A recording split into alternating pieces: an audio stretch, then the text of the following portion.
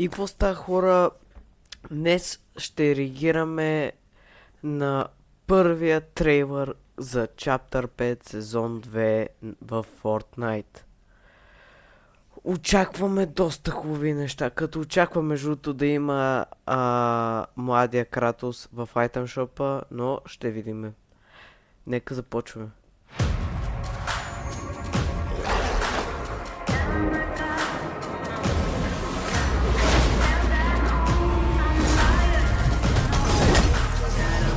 Майко, това е брутално.